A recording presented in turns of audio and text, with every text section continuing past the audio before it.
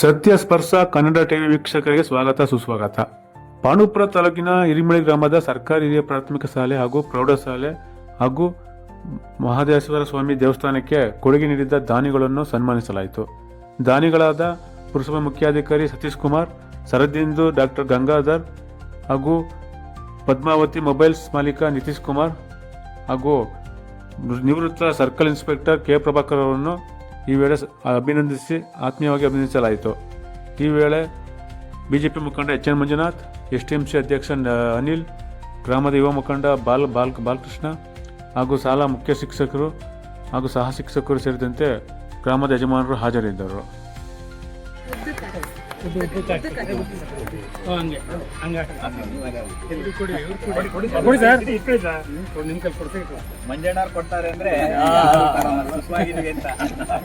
ಸಿಹಿ ಬೆಲ್ಲ ಕೊಡ್ತಾ ಇದಾರೆ ಸರ್, ಸಿಹಿ ಆಗಿರ್ಲಿ ಅಂತ, ಹೇಗೆ ಮಾಡ್ದಂಗಿರ್ಲಿ ಅಂತ ಅವರು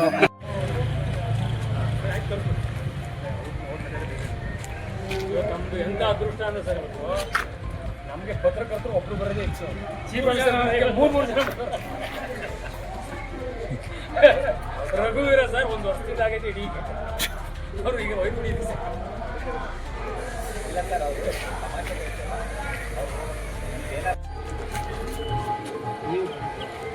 ಬನ್ನಿ ಒಂದೇ ಕರೆದವ್ರು ಫೋಟೋ ಹೊಡಿಸಿಲ್ಲ, ನಾವು 10 ವರ್ಷ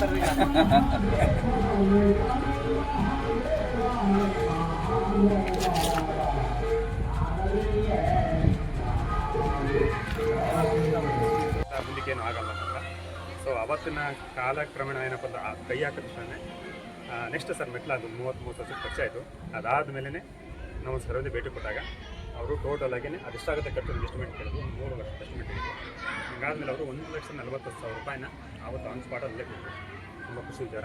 ಅದಾದ್ಮೇಲೆ ಕೆಲಸ ಅಷ್ಟು ಮುಗಿಸಿದ್ದು. ಇವಾಗ ಏನಾಗೈತೆ ಅಷ್ಟು ಮುಗಿದಿದ್ದು ಶೀಟ್ ವಿಚಾರಕ್ಕೆ ಬಂದಾಗ ನಮ್ಮ ಗಂಗಾಧರ್ ಸರ್ ಅವರು ಅದೆಷ್ಟಾಗುತ್ತೋ ಕೂಡ ಅಷ್ಟನ್ನು ಇನ್ನು 15 ಜನ ಕೆಲಸ ಮುಗಿಸ್ಕೊಂಡು ಬಿಟ್ಟಿದ್ದಾರೆ. ಅದು ತುಂಬ ಈ ವಿಚಾರ ಸರ್ ನಿಮ್ಗೆ ನಾನು ತುಂಬ ಕಳಿಸ್ಕೊಡ್ತೀನಿ. ಜೊತೆಗೆ ಎಲ್ಲರ ಪರವಾಗಿ ಕೂಡ ಜೊತೆಗೆ ಸರ್ ಈಗ ತಾನು ಹೇಳ್ತೀರಾ ನಿಮ್ಮ ಮೈಸೂರು ಥರ ಬೆಂಗಳೂರು ಆರ್ಟಿಕಲ್ಚರ್ ಇದರಿಂದ ನಮಗೆ ಗಿಡಗಳು ಕೊಟ್ಬಿಟ್ಟಿದ್ದೀರಾ, ಅದು ಕೊಟ್ಬಿಡಿ ಸರ್. ಯಾಕೆಂದರೆ ಈ ಶಾಲೆ ಚೆನ್ನಾಗಿರ್ಬೇಕು ಅಂತ ಕೂಡ ಪರಿಸರವೂ ಚೆನ್ನಾಗಿರ್ಬೇಕು ಅಂತ ನಮಗೆ ತುಂಬ ಕಾಳಜಿ. ಜೊತೆಗೆ ನಮ್ಮ ಸತೀಶ್ ಸರ್ ಹೇಳ್ತಾ ಇದ್ದಾರೆ ಪುರಸಭೆ ವತಿಯಿಂದಲೇ ಯಾವುದೋ 2 ಗಿಡಗಳನ್ನ ಹಾಕಲು ಅದು ಕೊಡಿಸಿ. ಜೊತೆಗೆ ನಮ್ಮ ಪಿ ಡಿ ಸರ್ ಹೇಳ್ತಾ ಇದ್ದಾರೆ ಬರೀ ಇವರು ಮಾತ್ರ ಅಂತಲ್ಲ, ಅವ್ರಿಗೂ ಒಂದು 2 ಕೊಡಿಸಿ, ಶಾಲೆಗೊಂದು 2 ಕೊಡಿಸಿ, ಎಲ್ಲಗೊಂದು ಕೇಳ್ತಾರೆ. ಕಾಂಪೌಂಡ್ ಬರುತ್ತೆ, ಒಂದೇ ಗೇಟು, ಈ ಗೇಟ್ ಬಂದ್ ಮಾಡ್ಬಿಡ್ತೀನಿ. ಇಲ್ಲ ಅವರು ಕೂಡ ಭಾಳ ಆಸೆ ಒಪ್ಕೊಂಡಿದ್ದಾರೆ. ಯಾಕಂದ್ರೆ ಪುಸ್ತಕ ಬರೋಣ ಹಾಗೆ ಅಂತ ಹೇಳಿದ್ದಾರೆ. ತುಂಬ ಧನ್ಯವಾದ ಸರ್. ಬಂದ್ಬಿಟ್ರಲ್ಲ ಮುಗಿದೇ ಹೋಗ್ತೀನಿ ಕಾರ್ಯಕ್ರಮ. ದೇವಸ್ಥಾನ ನಿಮ್ಮ ಕಾಯ್ತಾರೆ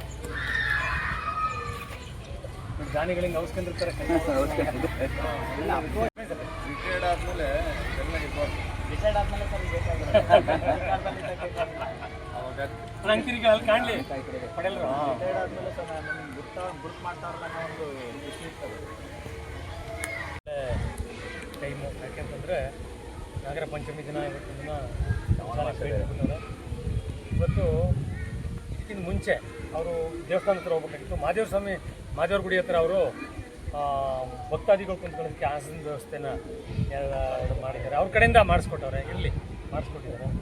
ಆಫೀಸರು ಇಲ್ಲಿ ಹೇಳ್ಬಿಟ್ರೆ ಟೌನ್ ಆಫೀಸರೆಲ್ಲ ಕೇಳ್ತೇನೆ ಅಂತ ಅವರು ಆಯ್ತಾ, ಅವ್ರ ಕಡೆ ಇರಲಿ, ನನ್ನ ಮಾತು ತಗೊಳ್ಳಿ ಇರಲಿ ಅಲ್ಲ, ಆ ಥರ ಏನಿಲ್ಲ.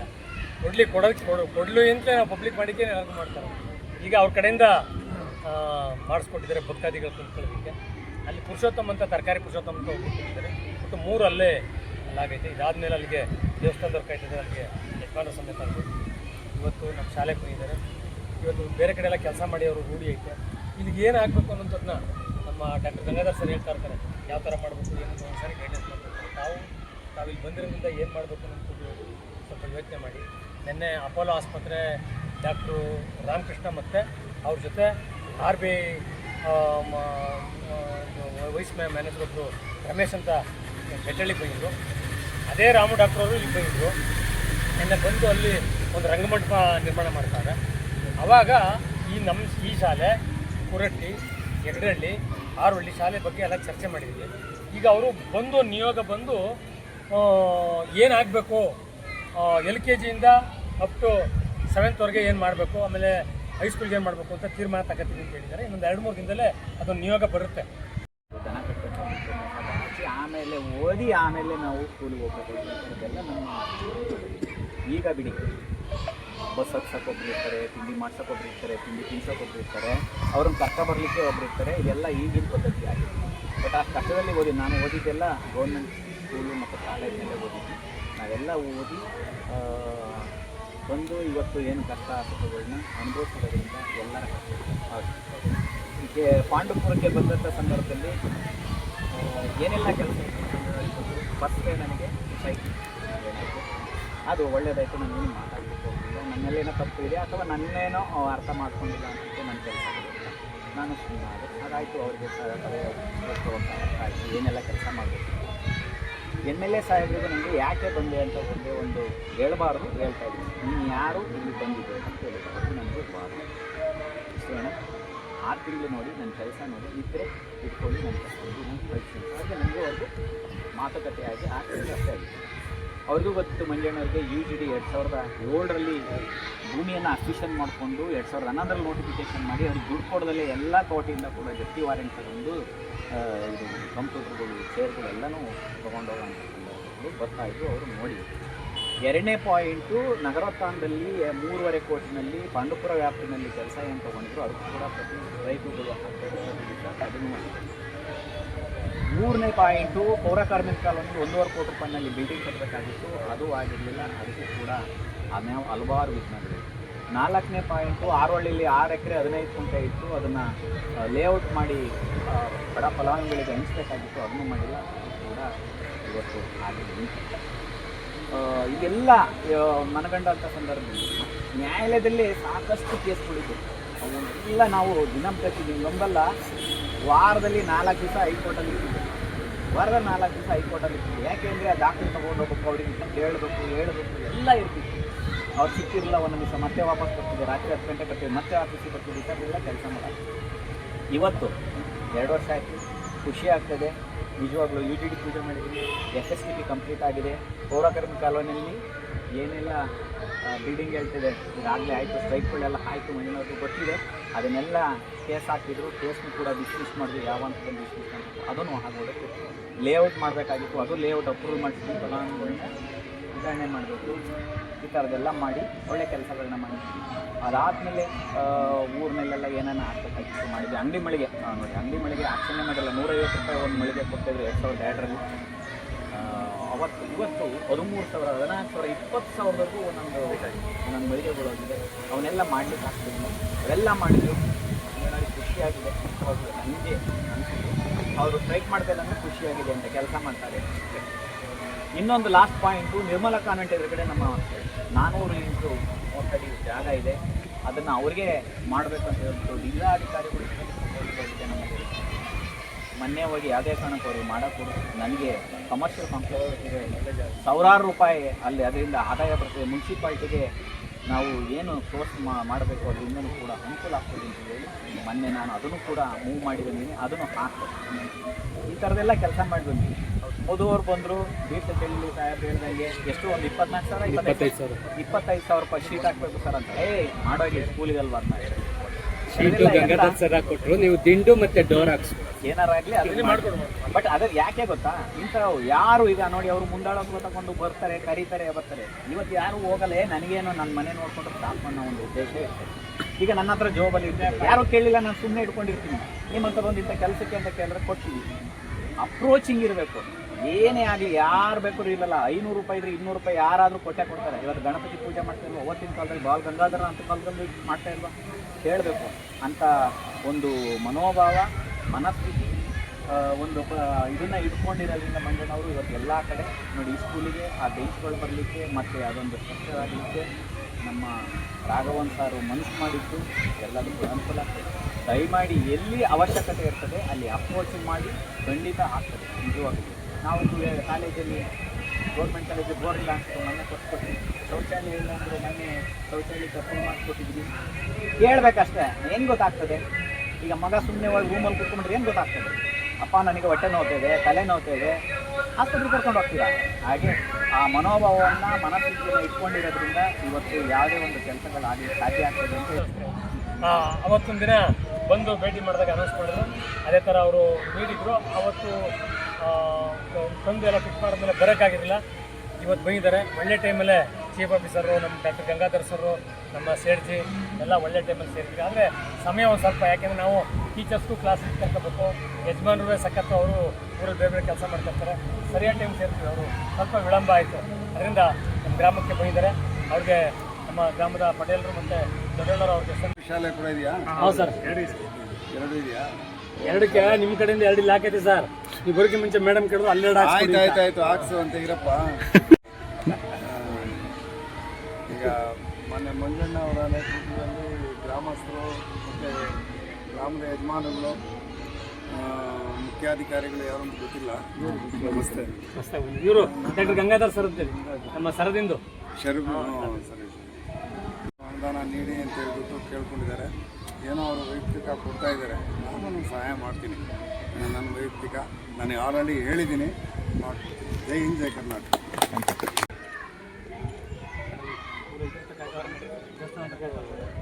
ಸರ್ ಸರು ಬರ್ತಾರೆ ಅವ್ರಿಗೆ ನೋಡ್ರಿ.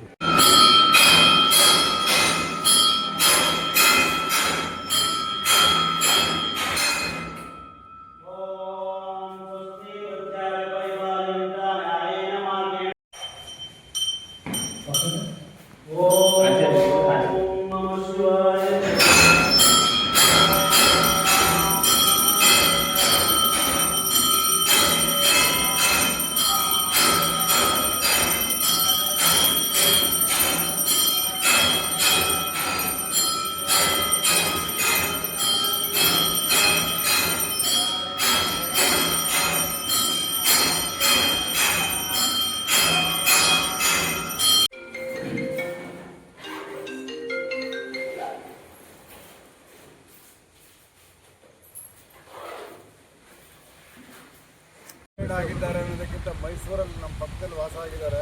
ಯಾರು? ನಮ್ಮ ವಿದೇಶಿಗಳಂತ ಬಾಯಲ್ಲೇ ಬರೋದಿಲ್ಲ.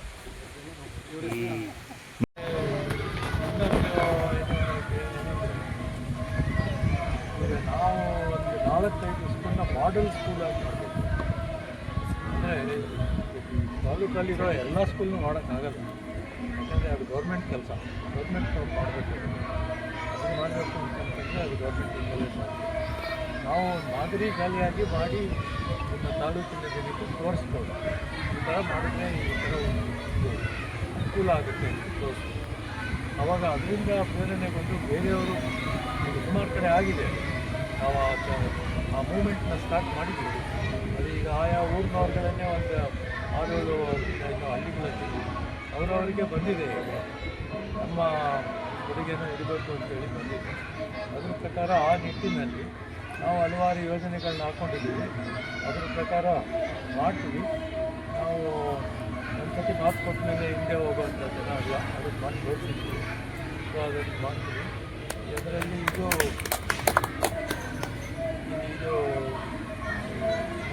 ನಾನು ಈ ಪಾಂಡುಪುರಕ್ಕೆ ಹೊಸಬ, ಯಾಕೆಂದರೆ ನಾನು ಬಂದು 8 ವರ್ಷ ಆಯಿತು. ಪರಿಚಯ ಆಯಿತು, ಇವರೊಬ್ಬರೇ ಬಂದು ಆವಾಗಿಂದ ನಮಗೆ ಪರಿಚಯ ಆಯಿತು. ಸೊ ಹಾಗಾಗಿ ಇದು ನಾವು ಅವ್ರಿಗೆ ಹೇಳ್ತಾ ಇದ್ವಿ ಏನು ಮಾಡೋದು, ಸುಮ್ಮನೆ ಈಗ ಚಿಕ್ಕದಾಗಿ ಮಾತಾಡ್ತಾ ಇದ್ವಿ. ನಾನು ಇರೋ ಜಾಗದಲ್ಲಿ ಭಾಳ ಮೇಧಾವಿಗಳಿದ್ದಾರೆ. ವಿಪರೀತ ದೊಡ್ಡ ದೊಡ್ಡ ಕಂಪ್ನಿಗಳಲ್ಲಿ CEO-ಗಳಾಗಿದ್ದಾರೆ. ನಮ್ಮ ಸ್ನೇಹಿತರುಗಳು ಇದ್ದಾರೆ, ಬಂದಿದ್ದಾರೆ. ಬಟ್ ಅವರು ಇಷ್ಟು ಬರಲಿಕ್ಕೆ ಇದು ಮಾಡಲ್ಲ, ಆದ್ರೂ ಹೆಲ್ಪ್ ಮಾಡ್ತಿದೆ ಅಂತ ಹೇಳ್ತಾರೆ. ಈಗ ಸರ್ಕಾರ ಹೊಸ ಕಾನೂನು ತರ್ತಾ ಇದೆ. 8,000 ಕೋಟಿ CSR ತಂದಿತ್ತು. ಪ್ರತಿ ಗ್ರಾಮ ಪಂಚಾಯತಿಗೂ 15 ಕೋಟಿ ಕೊಡಬೇಕು ಅಂತ ಈಗ ಶೀಘ್ರದಲ್ಲೇ ಅದು ಆರ್ಡರ್ ಆಗ್ತಾಯಿತ್ತು. ಅದೇನಾದರೂ ಆದರೆ ಅದು ನಿಮ್ಮದೇ ಪಂಚಾಯತಿ ಆಗಿರೋದ್ರಿಂದ ನೀವು ಅದನ್ನು ಯಾವ ಥರ ನಿಮ್ಮ ಶಾಲೆಗೆ ಅನುಕೂಲ ಮಾಡ್ಕೊಬೋದು ಅನ್ನೋದು ಥರ ಯೋಚನೆ ಮಾಡಬೇಕು. ನಿಮ್ಮ ಊರಿನ ಮುಖಂಡರುಗಳೆಲ್ಲ ಸೇರಿಕೊಂಡು ಅದನ್ನೊಂದು ಯೋಚನೆ ಮಾಡಿ ಅಲ್ಲಿಂದ ಯಾವುದಾದ್ರೂ ಬಂದರೆ ಅದು ನಿಮ್ಗೆ ಅನುಕೂಲ ಆಗುತ್ತೆ. ಇಲ್ಲೆಂದರೆ ನಾವು ನಮ್ಮಗಳ ಕೈನಿಂದ ಎಷ್ಟಾಗ್ತದೋ ಅಷ್ಟು ನಾವು ಮಾಡ್ತಾಯಿರ್ತೀವಿ. ಪಾಂಡುಪುರದಲ್ಲಿ ಇರೋವರೆಗೂ ಮಾಡ್ತೀವಿ. ಸೊ ಹಾಗಾಗಿ ಒಂದು 4-5 ಶಾಲೆ ನಮ್ಮ ದೇಶದಲ್ಲಿದೆ. ಅದನ್ನು ನಾನು ಸರ್ಕಾರಿ ಶಾಲೆಯಲ್ಲೇ ಓದ್ಕೊಂಡು ನಮ್ಮ ಚೀಫ್ ಆಫೀಸರ್ ಸರ್ಕಾರಿ ಶಾಲೆಯಲ್ಲೇ ಕಾಲೇಜುಗಳಲ್ಲಿ ಓದಿ ಸ್ನಾತಕೋತ್ತರ ಪದವಿ ಮತ್ತು ಹೊರ ದೇಶಗಳಲ್ಲೆಲ್ಲ ಕೆಲಸ ಮಾಡಿ ಮತ್ತೆ ವಾಪಸ್ ಬಂದಿದ್ರು. ಹಾಗಾಗಿ ಸರ್ಕಾರಿ ಶಾಲೆಗೂ ಪ್ರೈವೇಟ್ ಶಾಲೆಗೂ ಏನು ವ್ಯತ್ಯಾಸ ಏನಿಲ್ಲ. ಅವರು ಯೂನಿಫಾರ್ಮ್ ಹಾಕ್ಕೊಂಡು ಸೂಟ್ ಹಾಕ್ಕೊಂಡು ಬ್ಲೇಸರ್ ಹಾಕ್ಕೊಂಡು ಕೈ ಕಟ್ಕೊಂಡು ಹೋಗ್ತಾರೆ. ಬಟ್ ಟೀಚರ್ಗಳೆಲ್ಲ ಒಂದೇ. ಹಾಗಾಗಿ ಆ ಮನೋಭಾವನೆ ಬರಬಾರ್ದು. ಪ್ರೈವೇಟ್ ಸ್ಕೂಲ್ ಚೆನ್ನಾಗಿ ಮಾಡ್ತಾರೆ, ಇಲ್ಲಿ ಚೆನ್ನಾಗಿ ಮಾಡಲ್ಲ ಆ ಥರ ಮನೋಭಾವನೆ ಯಾರಿಗೂ ಇರಬಾರ್ದು. ಹಾಗಾಗಿ ಊರಿನ ಜನನ ಅದ್ರ ಬಗ್ಗೆ ಕಾಳಜಿ ವಹಿಸಿ ಊರಿನ ಜನನ ಪ್ರೋತ್ಸಾಹ ಮಾಡಬೇಕು. ನಿಮ್ಮ ಟೀಚರ್ಗಳಿಗೆ ಕೆಲಸ ಮಾಡೋ ಸಿಬ್ಬಂದಿಗೆ, ಶಿಕ್ಷಕರಿಗೆ, ಶಿಕ್ಷಕಿಯರಿಗೆ ನೀವು ಪ್ರೋತ್ಸಾಹ ಮಾಡಬೇಕು. ನಮ್ಮ ಶಾಲೆ, ನಮ್ಮ ಊರು, ನಮ್ಮ ಅಂತ ಆ ಥರ ಒಂದು ಜನಗಳಲ್ಲಿ ಬರಬೇಕು. ಸುಮ್ಮನೆ ಬಂದು ಕಿರುಕುಳ ಮಾಡೋದು, ಶಾಲೆಗೆ ಪಶುವೈದ್ಯಕೀಯಕ್ಕೆ ಮತ್ತು ಸರ್ಕಾರಿ ಆಸ್ಪತ್ರೆಗಳಿಗೆ ಯಾವತ್ತೂ ರಾಜಕೀಯ ಮಾಡ್ತಾರೆ. ಎಲ್ಲ ಇದು ನಮ್ಮದೇ ಅಂತ ಹೇಳಿ ಮಾಡಿದ್ರೇ ಅವಾಗ ಉದ್ಧಾರ ಆಗುತ್ತೆ. ಇಲ್ಲೆಲ್ಲರೂ ಉದ್ಧಾರ ಆಗೋಕ್ಕೆ ಸಾಧ್ಯನೇ ಇಲ್ಲ. ಸೊ ಹಾಗಾಗಿ ನಾವು ಎಲ್ಲ ಹಿರಿಯರೆಲ್ಲ ಇದ್ದೀವಿ, ಎಲ್ಲ ನೀವು ಮನಸ್ಸು ಮಾಡಿದ್ರೆ ಇನ್ನೂ ಉತ್ತಮವಾದ ಪರಿಸ್ಥಿತಿ ಒಂದು ಆಗುವ ಸಾಧ್ಯತೆ ಇದೆ ಅಂತ ಹೇಳಿ